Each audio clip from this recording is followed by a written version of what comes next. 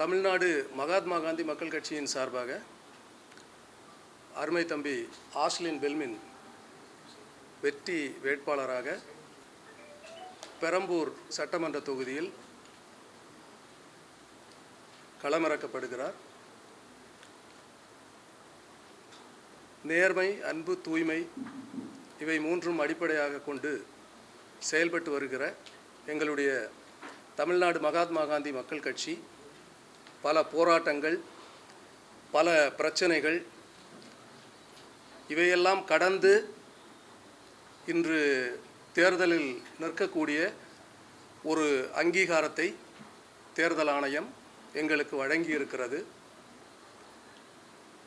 100 அம்புகள் எய்ததன் விளைவு 1 இலக்கை அடையும் என்று சொல்வார்கள். நாங்கள் ஒரு அம்பு எய்து இந்த இலக்கை அடைவதற்காக முயற்சி செய்கிறோம். இது ஒரு மிகப்பெரிய போராட்டமான முயற்சி என்பது எங்களுக்கு நன்றாகவே தெரியும். ஏனென்றால் இன்று தமிழ்நாட்டை பொறுத்தவரையிலும் ஜனநாயக ஆட்சி, மக்களாட்சி என்று சொல்கிறார்கள். ஆனால் இந்த ஜனநாயகத்தை பணநாயகம் கொடுத்து விலைக்கு வாங்கி ஆட்சி நடந்து கொண்டிருக்கிறது. இதை ஏன் நான் குறிப்பிட்டு சொல்கிறேன் என்றால், ஒரு எலெக்ஷனில் ஒரு கேண்டிடேட் கான்டெஸ்ட் பண்ணுறது அவ்வளவு பெரிய போராட்டமாக இருக்குது, அவ்வளவு பெரிய பிரச்சனையாக இருக்குது. அங்கே தேர்தல் அதிகாரி கூட ஒருதலை பட்சமாக ஒரு கட்சிக்கு ஆதரவாக அங்கு செயல்படுகிற ஒரு சூழல் நாம் கண்கூடாக அங்கே பார்க்க முடிகிறது. அந்த தேர்தல் officer, returning officer RO madam அவங்க, நாங்கள் அந்த நாமினேஷன் தாக்கல் பண்ணுற அன்னையில் இருந்து எப்படியாவது அந்த மனுவை ரிஜெக்ட் பண்ணிடணும், இவங்களை போட்டியிட விடக்கூடாது. ஒரு தேர்தல் அதிகாரி, ஒரு ஆஃபீஸர் அப்படி செயல்படுறத பார்க்குறப்ப எங்களுக்கு ரொம்ப அதிர்ச்சியாக இருந்தது. ஏன்னா தமிழ்நாட்டோட நிலைமை இன்று இவ்வளவு மோசமாக சென்று கொண்டு இருக்கிறதை பார்க்குறப்போ உண்மையிலே இங்கே ஜனநாயகம் இருக்கா, மக்களாட்சி நடக்கிறதா என்கிற ஒரு கேள்விக்குறி நமக்கு தோன்றுகிறது. ஒரு சாதாரண ஒரு A4 ஷீட்டில் ஒரு பிரிண்ட் அவுட்டு எடுத்து எங்களுடைய அட்வொகேட் அதில் அட்டாச் பண்ணுறாங்க. அந்த அதிகாரி ரொம்ப ஈஸியாக A4 ஷீட்டில் நீங்கள் கொடுக்கக்கூடாது, அந்த லாஸ்ட் மினிட்டில் 3 மணிக்கு நாமினேஷன் வேட்புமனு தாக்கல் நிறைவு அடைகிறது. இந்த நேரத்தில் அவங்க சிம்பிளாக எல்லாத்தையும் மனுவை சரி பார்த்துட்டாங்க. சரி பார்க்குறப்ப அவங்களுக்கு எந்த ஒரு தவறும் கண்டுபிடிக்க முடியலை. கடைசியாக இந்த A4 ஷீட்டில் நீங்கள் எடுத்துகிட்டு வந்ததை நீங்கள் ஸ்டாம்ப் பேப்பரில் எடுத்துகிட்டு வாங்க, முத்திரை தாளில் எடுத்துகிட்டு வாங்க அப்படின்னு சொல்கிறாங்க. அவங்களுக்கு நல்லா தெரியும், அது நோட்டரி அட்டஸ்ட் பண்ணியிருக்கிறாங்க. அதை நோட்டரி அட்டஸ்ட் பண்ணிவிட்டு இன்னொரு முத்திரை தாள் அதை எடுத்துகிட்டு போய் இந்த கண்டென்ட்டை ப்ரிப்பேர் பண்ணி ஒரு நோட்டரியை தேடி கண்டுபிடிச்சி கையெழுத்து வாங்கிட்டு வர்றதுக்குள்ளே இங்கே மணி 3 ஆகிடும் அப்படின்றது அவங்களுக்கு தெரிஞ்சு அதை அப்படியே சொல்கிறாங்க. அப்போது எங்களுடைய அட்வொகேட் என்ன பண்ணுறாருன்னா, செக் பண்ணுறாரு, அதாவது ஆன்லைனில் போய் செக் பண்ணுறாரு, வேறு யாராவது இது மாதிரி அப்ளை பண்ணியிருக்காங்களா அப்படின்னு கேட்டால், அன்னைக்கு வேட்புமனு தாக்கல் செய்யப்பட்ட 17 நபர்கள் இதே போல் இந்த A4 ஷீட்டில் தான் வச்சுருக்கிறாங்க. ஏன் நம்மளுடைய தமிழக முதலமைச்சர் மு.க. ஸ்டாலின் அவர்கள் கூட, ஐயா ஸ்டாலின் அவர்கள் கூட அந்த A4 ஷீட்டில் தான் வச்சுருக்கிறாங்க. அப்போ அந்த தேர்தல் அதிகாரிகிட்ட எங்கள் அட்வொகேட் சொல்கிறாரு, மேடம் இதை பாருங்கள், நம்மளுடைய முதலமைச்சர் கூட A4 ஷீட்டில் தான் நார்மலாக தான் வச்சுருக்கிறாங்க அப்படின்னு சொல்கிறாங்க. எங்களுக்கு ரொம்ப அப்போது அந்த அதிகாரிகளால் அதை நிராகரிக்க முடியலை. கொஞ்ச நேரம் அப்படியே நீங்கள் வெளியே போங்க, நான் இப்போ சொல்கிறேன் அப்படின்ட்டு சொல்லி அனுப்புகிறாங்க. ஸோ இது இவ்வளவு பேனிக்காக இந்த தமிழ்நாடு போயிட்டுருக்குன்னா, ப்ரெஸ் மீடியா உங்களையும் எல்லாரையும் இந்த ஆளுகின்ற கட்சி விலக்கி வாங்கியிருக்காங்க அப்படின்ட்டு நான் சொல்லுவோம். ஏன்னா இந்த ஆளுங்கட்சியோட எந்த ஒரு ப்ளஸ்ஸோ மைனஸோ, ப்ளஸ்ஸு பேசுனா போடுறாங்க, ஆனால் மைனஸ் பேசுனா போட மாட்டேன்றாங்க. அதுபோல் எங்களுக்கு அன்றைக்கி பத்திரிக்கையாளர் சந்திப்பில் அவங்க கேட்குற கொஸ்டின் கேட்குறதுக்கு முன்னாடி ஒரு சில நான் சேனலுடைய பெயரை குறிப்பிட விரும்பவில்லை, அந்த சேனல்காரங்க என்ன சொல்கிறாங்கன்னா, நீங்கள் டிஎம்கேக்கு ஆதரவாக பேசுனீங்கன்னா நாங்கள் எல்லா சேனல்லையும் சூப்பராக போட்டுருவோம் அப்படின்னு சொல்கிறோம். என்னங்க இது? ஜனநாயக உரிமைக்கு குரல் கொடுக்கறது நீங்கள் தான். கரெக்டாக மக்களோடு மக்களாக நின்று மக்கள் பிரச்சனைகளை எடுத்து சொல்கிறவங்க பத்திரிகையாளர்களும் ஊடகவியலாளர்களும். அப்போது உங்களே விலைக்கு வாங்குறாங்கல்ல, நீங்களே ஏன் அப்படி கேட்குறீங்க? இந்த கட்சிக்கு ஆதரவாக பேசுங்க, அந்த கட்சிக்கு ஆதரவாக பேசுங்கன்ட்டு எதுக்கு கேட்குறீங்க? அப்போது இங்கே ஜனநாயக உரிமை வந்து முற்றிலுமாக வந்து அழிக்கப்பட்டு விட்டதுன்றது நிசாப்தமான உண்மை. அது நமக்கு தெள்ள தெளிவாக தெரியுது. அதாவது நம்ம என்ன தப்பு பண்ணோம், இந்த தமிழ்நாடு மக்கள் என்ன தப்பு பண்ணாங்க, அதாவது இந்த ஒரு விரலில் கொஞ்சம் மைய தடவி விட்டாங்க, கரெக்டாக. ஆனால் இந்த ஆட்சியாளர்கள் வந்து இந்த மக்களுடைய மைய தடவுன மக்களுடைய நெற்றியில் ஒரு பெரிய பட்டநாமத்தை போட்டு விட்டாங்க. இதுதான் இங்கே நடந்துட்டுருக்கு. இந்த நிலை மாற வேண்டும். இந்த நிலை வந்து மாறி ஒரு நல்ல மக்களாட்சி, அதாவது கர்ம வீரர் ஐயா பெருந்தலைவர் காமராஜர், மகாத்மா காந்தியடிகளுடைய, கக்கன் அவர்களுடைய ஒரு நல்ல அரசியல் மாற்றம் இங்கு உருவாக வேண்டும் என்பதுதான் எங்களுடைய எண்ணமும் சிந்தையும். ஆகவே தான் இந்த மகாத்மா காந்தி மக்கள் கட்சியின் சார்பாக 100 அம்புகள் எய்து ஒரு இலக்கை அடைவதற்கு பதிலாக ஓரம்பை எய்து எங்களுடைய பேக்ரவுண்டு ஃபினான்ஷியல் பண வலிமை எல்லாம் அடிப்படையில் ஒரு தொகுதியில் தான் ஆளை விட்டு எங்களால் களமாட முடியுன்ற ஒரு எண்ணத்தால் நாங்கள் மக்களாகிய பெரம்பூர் தொகுதி மக்களை நம்பி களமாட நாங்கள் களத்தில் வந்து இறங்கியிருக்கிறோம். அன்பார்ந்த பெரம்பூர் தொகுதி வாக்காளர் பெருமக்கள் அத்தனை பேரும் எங்களுக்கு சப்போர்ட் பண்ணணும். அன்பு தம்பி ஆஸ்லின் பெல்மின் அவர்களுக்கு நீங்கள் கண்டிப்பாக இப்போ சின்னத்தை வந்து நாங்கள் அனௌன்ஸ் பண்ணுவோம். அந்த சின்னத்தில் வந்து நீங்கள் வாக்குகளை செலுத்தி பெருவாரியான வாக்குகள் வித்தியாசத்தில் வெற்றி பெற செய்ய வேண்டும் என்று உங்கள் அனைவரையும் கேட்டு நான் நிறைவு செய்கிறேன்.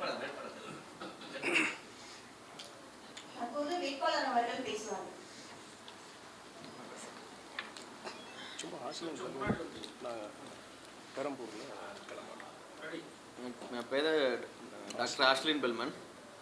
நான் பெரம்பூர் தொகுதியில் வேட்பாளராக போட்டிடுறேன். அனைத்து மக்களும் எனக்கு ஆதரவு கூறி நல்ல வெற்றி தெரியுமாறு தாழ்மையுடன் கேட்டுக்கொள்ளும். என்ன சார் ரெண்டே விஜய் மட்டும் பேச முடிச்சிட்டீங்க, தெளிவா சொல்லுங்களேன், பேசுங்களேன்.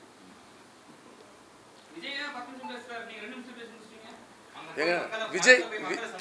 விஜய் எல்லாம் கேட்டுட்டு தான் இருக்கு சார். அன்னையிலேருந்து இன்னைக்கும் அந்த தொகுதிக்கு ஃபுல்லாக போயிட்டு தான் இருக்கேன். நான் இன்னும் கண்டினியூ பிரச்சனை இல்லை, இப்போ தான் ஒன்று ஒன்றா நம்ம கேட்டு தெரிஞ்சுட்டு இருக்கோம். மேக்ஸிமம் நம்மளால் முடிஞ்ச ஹெல்ப்பு இப்போ பண்ணிகிட்டு இருக்கோம், மறைமுகமாக பண்ணிகிட்டு இருக்கோம். நம்ம பப்ளிக் பண்ணலை, மற்ற மாதிரி பண்ணிட்டு தான் இருக்கோம் இது வரைக்கும். கன்னியாகுமரி. கன்னியாகுமரியிலேருந்து பெரம்பூர் அடிக்கிறதுக்கு காரணம் என்ன? நீங்கள் விளம்பர பிரியரா இல்லை அப்படி ப்ரமோஷன் தரதுக்காக வந்திருக்கீங்களா? ஏன்னா அந்த தொகுதியில் நிற்கிறது விஜய் நிற்கிறாரு தெரியும். நீங்கள் அங்கேருந்து கன்னியாகுமரியிலேருந்து நிற்கிறீங்களே, எப்படி அடிக்க முடியும்? அங்கே இருக்க மக்கள் உங்களுக்கு தெரியுமா? உங்கள் ரிலேஷன் யாராவது இருக்காங்களா? இருக்க வேட்பாளர் பேசிட்டோம், நீங்கள் எதுக்கு பேசிட்டு இருக்கீங்க? கட்சி தலைவர் பேசலாம்.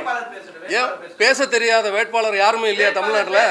இல்ல, அதாவது நான் சொல்றேன், அதான் நீங்க சொல்ற விஜய் இருக்கிறார்ல, இந்த நீங்க சொல்ற விஜய் பிரதர் நீங்க அதான் என்ன பேச விடுங்க. நீங்க வேணும்னே கான்ட்ரவர்சி பண்றது, பிரச்சனை பண்றதுக்கு வந்துருக்கீங்க. என்னைய கொஞ்சம் பேச விடுங்க. நான் பேச விடுறீங்களா? ஒரு நிமிஷம் பேசட்டுமா? அதாவது தமிழ்நாட்டில் வந்து நீங்க திராவிட கட்சிகள் எடுங்க, டிஎம்கே ஏடிஎம்கே, ஏன் நீங்க சொல்ற விஜய் அவர்களுடைய கட்சி கூட எடுங்க. 234 தொகுதிகளிலே நிறுத்தப்பட்டிருக்கிற வேட்பாளர்கள் வந்து நீங்க கேட்கிற பத்திரிகையாளர்கள் கேட்கிற இந்த கேள்விகளுக்கு தெள்ள தெளிவாக பதில் சொல்வதற்கு ஒருத்தனுக்கு திராணி இருக்கா? நீங்க அவங்கள கேளுங்க. நாங்க ஒரு புது கட்சி நாங்க ஒரு புது கட்சிங்க. அதுதான் நான் சொன்னேன். உங்களுக்கு பதில் சொல்றது வேட்பாளர் சொல்றது. எல்லா கட்சியிலையும் வேட்பாளர்கள் வந்து பத்திரிகையாளர்கள் கேட்கிற கொஸ்டினுக்கு பதில் சொல்லுவாங்களா? தடங்கள் இல்லாம பதில் சொல்லுவாங்களா? ஒவ்வொரு கட்சிகளுக்கும் டிஃபரன்ஸ் இருக்கு சார். நீங்க வந்து அதாவது நான் ஒரு விஷயம் சொல்லவா? அதாவது நாங்க என்ன கொள்கையை முன்னெடுத்து வைக்கிறோம், நாங்க எதை பத்தி பேசுறோம், இதுக்கு வந்து நீங்க மரியாதை கொடுங்க. அதாவது ஒரு பேச வர்றவங்களை, ஏதோ ஒன்று செய்ய வர்றவங்களை நீங்க வந்து ஆரம்பிக்கிறதுக்கு முன்னாடியே இது மாதிரி வந்து நீங்க ஒரு அவங்கள வந்து ஒரு ஒரு ஒரு ஷெய்ம் படுத்தி, ஒரு அவமானப்படுத்தி நீங்க விட்டீங்கன்னா அப்ப எப்படி மேல அவங்க மக்கள் படிக்க வருவாங்க?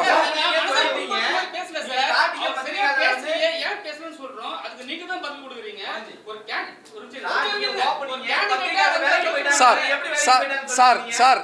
கேப்டன் ஐயா சார் என்கிட்ட சொன்னாங்க. அதாவது என்கிட்ட சொன்னாங்க சார் இங்க இருக்கிற லீடிங் சேனல் எந்த சேனல், அதாவது லீடிங் சேட்டலைட் சேனல் ஒரு 6 சேனல் என்கிட்ட வந்து பேசுனாங்க. அதாவது நீங்க விஜய்க்கு எதிராக பேசுனீங்கன்னா நாங்க பைட் இப்போ எடுத்து லைவ் போடுறோம் அப்படின்னு சொன்னாங்க. ஏன்னா அதுக்கு என்கிட்ட வீடியோ ஆதாரம் இருக்குது, ரைட்டா? நான் ஏன் போய் சொல்லணும்? நான் எதுக்கு பேசணும் சார்? நான் என்னுடைய கட்சி சார் சார் நீங்க சொன்னீங்கல பர்னூர் மக்களுக்கு வந்து மறைமுகமான சில ஹெல்ப்லாம் பண்ணிட்டு இருக்கோம்னு சொல்லுங்க. என்ன மாதிரி உதவிகள் பண்ணிட்டு இருக்குன்னு அது வெளிப்படையா சொல்லுங்க. ஏன்னா இப்ப நீங்க அரசியல்வாதியா இருக்கீங்க, அந்த ஓட்டு கேக்குறீங்க. சொல்லுங்க. என்ன மாதிரி ஹெல்ப் பண்ணீங்க? அந்த மக்களுக்கு என்ன மாதிரி பயன் அடைஞ்சிருக்காங்க சொல்லுங்க. பெரம்பூர்ல எந்த ஏரியா மக்களுக்கு உதவி செஞ்சீங்க? ஆக்சுவலி நான் தொழில் பண்ணிட்டு இருக்கேன். தொழில் இல்ல சார், என்ன ஹெல்ப் பண்ணீங்க?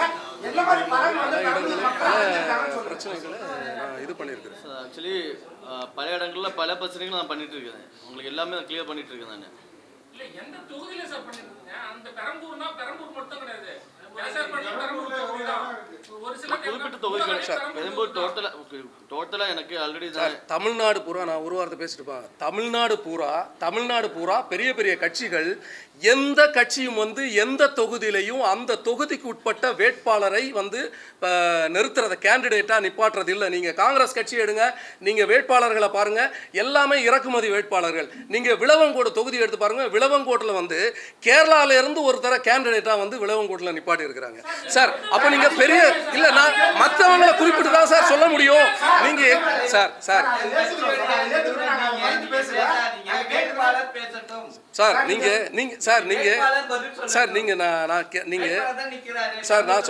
நான் சொல்றேன். இல்ல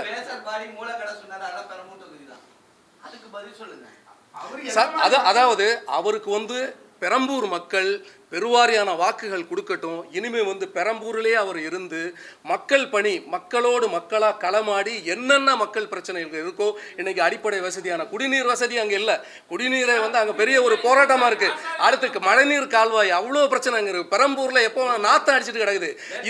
இதெல்லாம் வந்து எந்த கட்சிக்கும் வந்து கண்ணில் தெரியல சார். இந்த குறைகளை தீர்க்கிறதுக்கு தான் இப்போ களத்தில் வந்து இறங்கி இருக்கிறோம். கண்டிப்பாக இந்த குறைகளை தீர்க்காம எங்கே போவோம்? அதாவது 10,000 வாக்குகள் இவர் பிடிச்சா கூட கண்டிப்பாக இவர் அந்த தொகுதியில இருந்து வேலை செய்வார். நாங்கள் எல்லாம் இங்கே தான் இருக்கிறோம். நாங்கள் இங்கே தான் சார். கட்சி தலைவர் இங்கே தான் சார் இருக்கிறாரு. கட்சி தலைவர் வந்து சார் ஐயா சார் கட்சி தலைவர் வந்து சார் கட்சி தலைவர் வந்து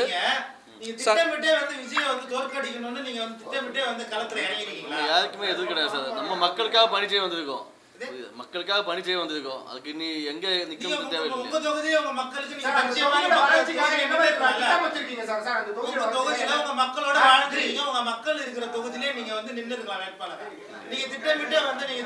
சார் அடிப்படை பிரச்சனை பெரம்பூர் தொகுதியில வந்து அடிப்படை பிரச்சனை சார். பெரம்பூர் தொகுதியில வந்து சார் கட்சி தலைவர் இருக்கிறார்ல, கட்சி தலைவர்கிட்ட நீங்க கொஸ்டின் கேளுங்க சார்.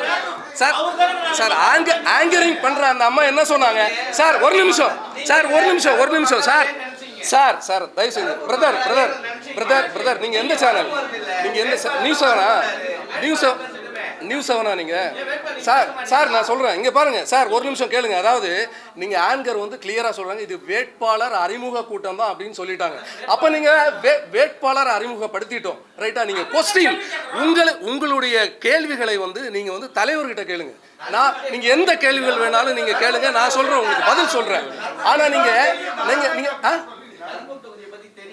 பெரம்பூர் தொகுதியில் நீங்கள் என்ன கொஸ்டின் வேணாலும் நீங்கள் என்கிட்ட கேளுங்க, நான் சொல்கிறேன். ஏங்க நான் சென்னையில் இருக்கிறவன், கட்சி தலைவர் வந்து சென்னை. அடிப்படை பிரச்சனை குடிநீர் அங்கே இல்லைங்க. குடிநீர் இங்கே பாருங்க. அதாவது 10 நிமிஷத்துக்கு ஒரு வாட்டி ஒவ்வொரு சந்து எல்லாமே வந்து டிராஃபிக் ஆகுது. இப்பயும் வந்து குறுகலான குடிசைகள் அகற்றப்படலை. இன்னும் மக்கள் குடிசைகளை வந்து வாழ்ந்துட்டு இருக்கிறாங்க. அவங்களுக்கு வந்து அதாவது இப்போ அண்ணன் சேகர் பாபு அவர்கள் வந்து இப்போ ஒரு 2000 குடிசைகள் இருந்தவரை மாற்றியிருக்கிறாரு. ஏன் நான் டிஎம்கே கட்சிக்கு ஒரு கேள்வியை வைக்கிறேன், முன்னிறுத்தி வைக்கிறேன்.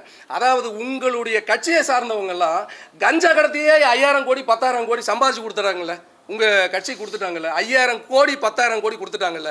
நீங்கள் அந்த 10,000 கோடி கஞ்சா கடத்தின காசை எடுத்து அங்கே இருக்கிற மக்களுக்கு வந்து நல்ல தூய்மையான குடிநீரும் நல்ல தங்குற வசதி, ஒரு நல்ல ஒரு அப்பார்ட்மெண்ட் எடுத்து கட்டி கொடுக்கலாமே, நீங்கள் ஏன் கொடுக்கல? அதுதான் நான் கேட்குறேன். அது பெரம்பூரில் நீங்கள் பண்ணலாமே. ஏன் பெரம்பூரை வந்து நீங்கள் 5 ஸ்டார் கண்ட்ரி மாதிரி நீங்கள் மாற்றலாமே, ஏன் மாற்றுறதுக்கு முயற்சி பண்ணல? இப்பயும் வந்து அதாவது நாத்தம் சாக்கடையில் தங்குற மக்கள் இப்பயும் அங்கே தான் தங்கிட்டு இருக்கிறாங்க. இங்கே எந்த மாற்றமும் இல்லை. இல்லை அதாவது சார் இப்போ சார் 5 கட்சி இருக்கு சார் 5 கட்சி இருக்கு சார் இல்லை நான் அவரை சொல்லலை சார் நான் அவரை நான் ஒன்று சொல்லவா உங்களுக்கு நான் ஒன்று சொல்லவா நான் ஃபர்ஸ்டே சொன்னேன். அதாவது இங்க ஜனநாயக ஆட்சி இல்லை, மக்களாட்சி இல்லை. இங்க வந்து பணநாயகத்தை கொடுத்து ஜனநாயகத்தை வந்து சாவடிக்கிற ஆட்சி. இதை நான் ஏன் சொல்றேன் தெரியுமா உங்களுக்கு? அது நீங்க சொல்றீங்கல்ல சேகர் பாபுன்றவர், அந்த சேகர் பாபுன்றவர் வந்து என்னுடைய கேண்டிடேட்டுக்கு ஃபோன் பண்ணி மிரட்டி இருக்கிறார் தெரியுமா? என் தொகுதியில் நீ நிக்க கூடாது. ஆதாரத்தை காட்டு, மொபைல் இருக்கா, எடுத்து காட்டுங்க. எவிடன்ஸ் அவருடைய பர்சனல் நம்பர்ல இருந்து பேசியிருக்காருங்க. இங்க என்ன மக்களாட்சி நடக்குது? இங்க என்ன மக்களாட்சி நடக்குது? என்ன மக்கள் உரிமை இருக்கு? அதாவது தமிழ்நாடு முழுவதும் வந்து எந்த தொகுதியில யார் வேணாலும் போய் போட்டியிடலாம் அப்படின்னு சட்டம் ஏற்றினது யார்? நீங்க தானே. அப்ப சட்டம் இருக்குல்ல, அப்போ வந்து நின்னா ஒரு அரசு ஆட்சியில் இருக்கிற நீங்களே வந்து இது மாதிரி பண்ணா நீ ஏன் தொகுதிக்கு ஏன் வந்த? நீ வந்தானா ஒன்று உண்டு இல்லைன்னு ஆக்கிடுவேன். நான் இன்னைக்கு சொல்றேன், நாளைக்கு நாளானது நாங்கள் எலெக்ஷன் ஒர்க் ஸ்டார்ட் பண்றோம், கான்டெஸ்ட் பண்றோம், மக்களை சந்திக்கிறோம். எங்க கட்சிக்கு எந்த பிரச்சனை வந்தாலும் அதுக்கு பொறுப்பு வந்து டிஎம்கே தாங்க, சேகர் பாபு தான் பொறுப்பு. நான் சொல்றேன், நீங்க எழுதுங்க. உங்க ட்ராலி இருக்கா? நீங்க பேசுறீங்கல்ல சார் நீங்க பேசுறீங்க நீங்க பேச உங்க கட்சி சார்ந்து நீங்க ஏதாவது ஒரு போராட்டத்தை கையெழுத்து எந்த போராட்டம்? அதானி துறைமுகத்துல இருந்து பல லட்சம் கோடி போதைப் பொருள் வந்து கைப்பற்றிருக்காங்க. சரி, இதே பிஜேபி கவர்மெண்ட்ல எப்ப கைப்பற்றிருக்காங்க? நீங்க கடந்த ஆண்டுல எடுத்து பாருங்க. நீங்க கடந்த ஆண்டுகள் எங்க கட்சி சார் எங்க கட்சி 3 வருஷத்துக்கு உட்பட்ட கேள்விகளை நீங்க கேளுங்க. 3 வருஷத்துக்கு உட்பட்ட கேள்வி. இதே இடத்துல வந்து இன்னொரு பிரஸ் மீட் வச்சோம், அதுல நான் இதெல்லாம் பேசியிருக்கிறேன். நான் நீங்க சொன்ன இந்த மக்கள் பிரச்சனை பேசியிருக்கேன்.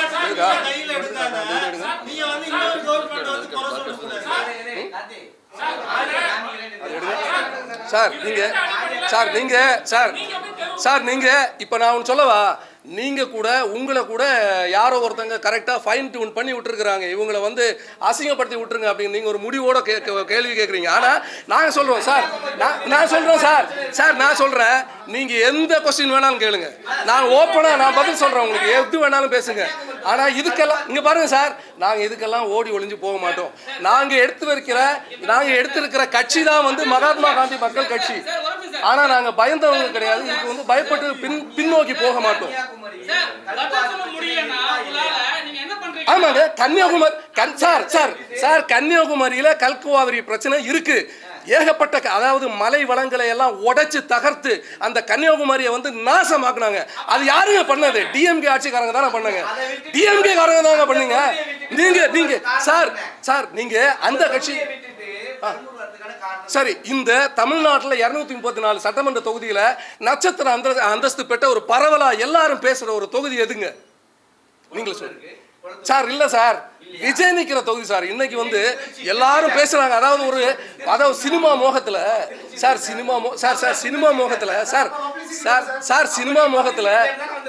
நீங்க சினிமா மோகத்துல இன்னைக்கு ஜனங்கள் எல்லாமே வந்து அதுல கட்டுண்டு கிடக்குறாங்க. அப்போ இந்த விஜய் மோகத்துல இன்னைக்கு நிறைய பேர் வந்து எல்லாமே பெரம்பூர் பேசுறாங்கல்ல. அப்ப நாங்க அந்த பெரம்பூர் தொகுதியில இருந்து தான் நாங்க முதல்ல ஆரம்பிக்கணும். இதுதாங்க எண்ணம் சார். கல்குவாரி பிரச்சனை சார். சென்னையில் இல்லாத பிரச்சனை சார். சென்னையில் இல்லாத பிரச்சனை சார். சென்னையில் இல்லாத பிரச்சனை சார்.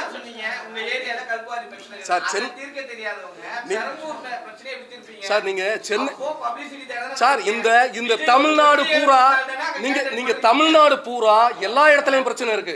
பிரச்சனை இல்லாத ஒரு தொகுதி நீங்க சொல்லுங்க. தமிழ்நாடு முழுவதும் உள்ள 234 தொகுதியிலையும் 234 விதமான பிரச்சனைகள் இருக்கத்தான் செய்யுது. அதுக்காக எந்த கட்சி நடவடிக்கை எடுக்குது?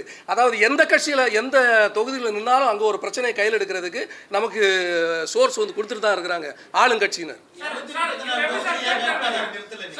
சார் நீங்க காசு கொடுங்க நிறுத்துறோம். நீங்க ஒரு 50 கோடி ரூபாய் கொடுங்க நிறுத்துறோம்.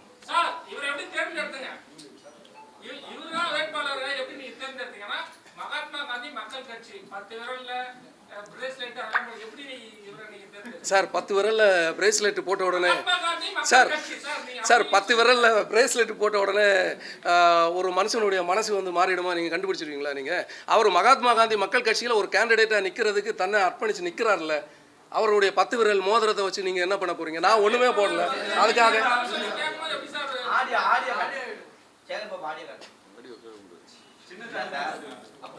அந்த கால் வந்தது மட்டும் எத்தனை நிமிஷம் பேசுகிறேன்? சாரோட இல்லை அதெல்லாம் வேட்புமனுவில் எல்லாமே நீங்கள் எல்லாமே வந்து பப்ளிக்காக ஆன்லைனில் இருக்குது, இணையதளங்களில் இருக்குது, நீங்கள் டவுன்லோட் பண்ணி பார்த்துக்கோங்க.